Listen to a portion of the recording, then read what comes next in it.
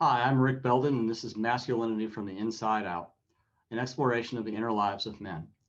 If you find this content valuable, please like, share, and ring the bell for notifications. Thank you. The reason childhood things are a factor is because the unconscious has no sense of time. In other words, things that happened to us when we were 8 to 10 years old, if they're emotionally powerful, are still there at age 40, 50, 70, or even 90. Quote by John E. Sarno that you sent to me earlier. I think that's an incredible place to start. Why does this quote resonate so much with yourself and with the men that you work with so often? Well, this is a personal thing for me, and I know it's a deeply personal thing for a lot of adults, men and women, who experience trauma or abuse or neglect or all of the above as children, and they're in the process of unwinding all of that and trying to get some resolution on things so that they can have better lives as adults, so that they can be more functional, so they can be more emotionally available, all that kind of stuff. And unfortunately, sometimes the people around us get impatient and they'll say things like, well, why aren't you over this yet? Or when are you going to be done with this? Why don't you just get over it? How long is it going to take for you to get over this? And I think when people make those statements, it doesn't necessarily mean that they're trying to be hurtful or that they have ill intent. I think a lot of the time they want the other person to feel better, and they're frustrated because they can't understand why they can't just make up their mind to feel better. And that's where I think the Sarno quote comes in, is that we have these living psychic artifacts of the experiences that we had in childhood that are still resident within us. They're still living, energetic sort of patterns that are within us. And we have to actually get to know them and find out what it is that is needed or what it is that's missing so that they can feel like they've resolved and they've moved out of that state of distress or disruption that they were put into. And then the other part is the deconditioning and the reconditioning, the depatterning and the repatterning. Because when you're traumatized, whether abuse, neglect, etc., as a child, you not only go into an emotional state where you can be stuck if you don't have a way to express it and work through it at that age, you also make a bunch of decisions about, this is how I avoid feeling like this again. And you're just a kid. You don't have a lot of external reference points outside your family or maybe school. You don't really, a lot of us as children didn't have the opportunity to have a full discussion where we could articulate how we're feeling and get an adult to kind of reflect back to us like, well, think about this, think about the bigger picture and all that. So we just make decisions and kind of like tighten up and go, I'm not going to let that happen to me again. And then we build a bunch of patterns of perception and behavior and action and decision making around that. And then we carry that into our adult lives and into our relationships and frustrate the people that we're close with and frustrate ourselves. And when your friend or your partner, your coworker criticizes you, that further perpetuates the cycle. That further perpetuates the cycle because you're going to respond in either fight, flight, or freeze, whichever one of those three or mixture of those three was like that you naturally innately tend to lean towards. You're going to go right back into that, and it's just going to constrict it tighter and tighter more. Or the fourth F, which is fawn, where you basically try to placate the person. Um, and you made an excellent point, which is that it feels shaming to a lot of us when we hear that. There's that feeling of like, I'm working as hard as I can. So there's frustration, and then there's shaming of like, well, maybe I'm not doing this right. Maybe they're right. Maybe there's really something wrong with me, and maybe I'm turning this into a bigger deal than it really is. Maybe there's something wrong with me because I can't just get over it. Mm-hmm. So it can really again, without any ill intent, it can really cause somebody to regress into a state of toxic shame.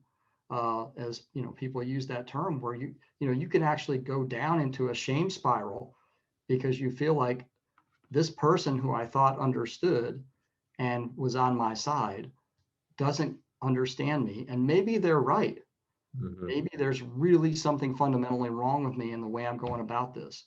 And then you can just kind of spin down. And unfortunately, in my experience, I think this is true for a lot of people, those comments, why aren't you over it yet? When are you going to get over it? Just get over it. They tend to come at those moments when you're the most vulnerable and you're actually struggling with your own feelings about what am I doing? Am I doing this right? Is it ever going to end? And for me, a lot of the time, it's because I'm an overfunctioner. I'm, one of my reactions is like, I'm doing everything I can. And it makes me angry that you don't understand that. Man, I mean, like I'm just seeing so many systems, so many things that are going on all at once whenever you describe these types of situations. I mean, for one, like you're going to keep working the muscle that you did to avoid the pain. Right. For two, you're going to continue further smearing your experience of reality with whatever negative emotion that causes until you're in touch with the fact that the negative emotion isn't even about the current situation. Mm-hmm. And it's easy to just think about how this can lead to resentments. You're holding stuff, you're angry or sad with the person who said the thing, who triggered the wound, but you're really upset with your mom or your dad or the bully in elementary school. You're really way back there. And that's really what you're unconsciously responding to. So I just think about how this, like so many of the other discussions we've had, works along with a number of other processes if you want to see and heal this. I mean, And I just want to that emotional, go ahead. add or emphasize something you just said, which is that when you're an adult and an adult that's close to you in your life uh, reacts in that way. And sometimes that it can be it can feel like they're coming at you when they say it. And sometimes it feels like they're disengaging when they say that. And both of those can feel very, very painful. And part of what's happening there is you're experiencing, as you just said, in a different way, you're re-experiencing a pattern that you experienced as a child that puts you in that state in the first place, which is that I'm suffering, I'm trying to make sense of it, and somebody's telling me, hurry up and finish with that because I don't have time for this. Wow. Absolutely. Absolutely. Um, so this leads me right into the second quote that you sent me for today, which is most prolonged child abuse survivors suffer not only from abuse traumatization, but also from growing up in circumstances that did not adequately transmit to them the intricate skills needed to effectively navigate the complexities of adult living. That was by Stephen Gold, PhD. Well, the situation that I just described and that you've been touching on, part of yourself is right here with you at whatever age you are now, with your family, with your job, your career. There's aspects of you that are back here at Mm-hmm. at 2 weeks, at 2 years, at 5 years, at 8 years. Not only is that pain back there, but that pain back there has stopped the maturation of the full personality. Right. So, like literally, you see this physical you that's here and now, but with the understanding that you are energy, like all of so much of that is back there. It's not like all of you is right here. So Right. those parts of you that are back there are still, their response to that trauma stopped them from coming forward with the rest of you, so to say. Right. And the way that I'm going to like read the back end of that quote and because there's something I want to say about it. He says, growing up in circumstances that did not adequately transmit to them the intricate skills needed to effectively navigate the complexities of adult living. For some of us, that means we don't even know how to get a job and keep it. For some of us, that means we don't know how to keep our house clean. For some of us, it means we can do all the base level functions of an adult, but we cannot have a relationship, an intimate relationship that lasts very long. Yeah. For some of us, that could also mean you're doing an amazing job in your relationship or in your career. One negative remark voids it in your perspective. One Right. negative, if it's not perfection, it's completely worthless. Right. Uh, I And mean, for some of us, it means you can get all the external stuff right, and the internal part is you're just age regressing all the time, like you said. You know, you can be a functional 30-year-old in terms of how you operate in the business world professionally. You might be married and you might have a family, but when it comes to the interpersonal stuff, when it comes to the way that you relate to and treat yourself, you're still a 6 or 7-year-old that is just doesn't really know how you're supposed to do these things. and so obviously through looking at how this process takes place, the person going through it, you see that your life, these things are happening that you don't want to be happening. You're experiencing the negative emotion, but you cannot get to the root of it. Therefore, we have the amplification and perpetuation of what you call the inner critic. And we've alluded to Mm-hmm. it a lot. I feel like just right now, I want you to go as deep as you can go into kind of describing what exactly the inner critic is and how it gets triggered and kind of the role it plays in day-to-day life for a lot of men. Well, I think a lot of people have an intuitive understanding when you say inner critic of what that is. And so for me, from a pragmatic standpoint, when I talk about it, I'm talking about that inner voice that you either hear or it communicates to you in some way. A lot of the time, it's there's a there's a verbal part of it and there's a feeling part of it. Um, and some people are more biased toward one or the other. For me, because I'm so verbal, it's like I know what the words are. And it's that part of me that tells me that's, first of all, it's very shaming. It tends to be very aggressive. It tends to be, as the term implies, it's very critical, like hypercritical. Uh, Mm-hmm. Mm-hmm. that's where, you know, we've talked in the past about the perfectionist. That can be an aspect of the perfectionist where you just, no matter how hard you try, you feel like you never quite get anything right.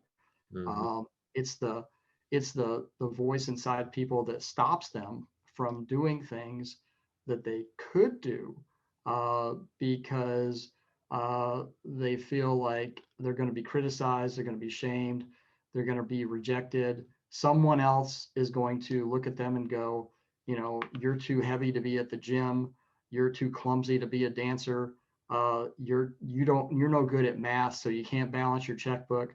You know, all these kind of like really self-sabotaging, limiting, negative messages that people get that stop them from even trying to do things, or when they do things, it's just never good enough because the standard is just so impossibly high. It has I've come to realize how much it has to do for me with procrastination, because a lot of the time I'll put things off if I don't feel like I'm 100% on the beam to do something. I'll just put it off. I just won't do it. And I think a lot of people experience that. So again, these are all different aspects of this. Um, where does it come from?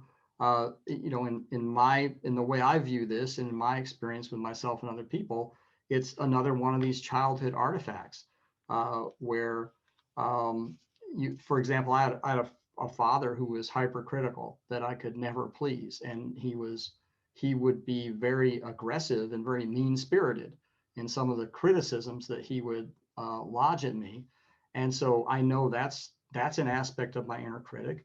um, I had a mother who wasn't really like that until I got older, but I knew that I had to be a certain type of person in order to stay in favor with her. And so that's a more subtle part of my inner critic that basically tells me, you can't, you shouldn't be like that or that or that, because, that's not acceptable. Um, and then you have, like, I had a teacher in third grade that was just like bullying me all year long. So her voice is in there too. And also, you have the voice of your own child in there, who has, as we talked about earlier, has been hurt, has been traumatized, has learned that if he does certain things, he's putting himself at risk. And so a lot of people think the inner critic is just purely negative and abusive, but I believe it also serves a protective function, in that it tries to keep you away from things that caused you a deep sort of injury, emotionally or psychologically, when you were a child. And that is the child at that age who made up his mind, I'm not going to let that happen again, because I barely felt like I survived that. So would you say that in some ways the inner critic can be the distressed voice of the inner child, Mm-hmm. or the inner preteen, or the inner teen, or Mm-hmm. um, Yeah. so will you take a minute to kind of talk about how one could like find an age for their inner critic at certain times? Um, well, that's an interesting question. Um, I think that, as you said, that age can vary situationally. Right, right. So I know in my own case, we've talked about this in a previous discussion, that I was a clumsy kid. I didn't pick things up, movement. I didn't pick that kind of stuff up. I didn't understand it very well. So I got bullied and criticized by my father and coaches and other kids and all this kind of stuff. And so I know, just because of my history, that when that inner critic comes up, it's kind of from that time frame, of, like, I don't know, like 6 years old to 11 or 12 years old or whatever. Um, so if you can associate that messaging that you're getting, that negative messaging that you're getting, with a time frame where you had an experience that was related to that, then I think that can be helpful. I can't always even do it myself, because, like I said, my inner critic it's an amalgamation of different voices from different people at different times, and different decision points when I was a kid. I think in general, I think in terms of my inner critic, I think between 5 and probably 9 is when it was largely formed for me. I think it's so interesting to touch on like the earlier part of our conversation where like what somebody says to you at your job, or whenever you're out living your life, a criticism that hurts you really goes deep, and it hurts you because it's echoing, it's affirming what that inner critic is scared to hear. Yes. And so you blame that person, but as we said earlier, it's actually because what you have formed so much of your reality around to try to avoid, is being that wound that you're trying to avoid is being poked. Right. And, these kind of wounds, um, they're not all at the same level. Some things are more superficial, and some things are deeper, and some things go right to the root. And so the more reactive you feel to something along the lines of what we've been talking about, the better an indicator it is that, it's hitting on something that probably formed earlier, in your development. Mm. What's up? This is Chris Wilson. Thank you so much for checking out the content, and I hope you found value within it. If you did, please like, subscribe, and share, as it helps the channel grow and helps me continue my work of seeking deeper truths and sharing it with the world.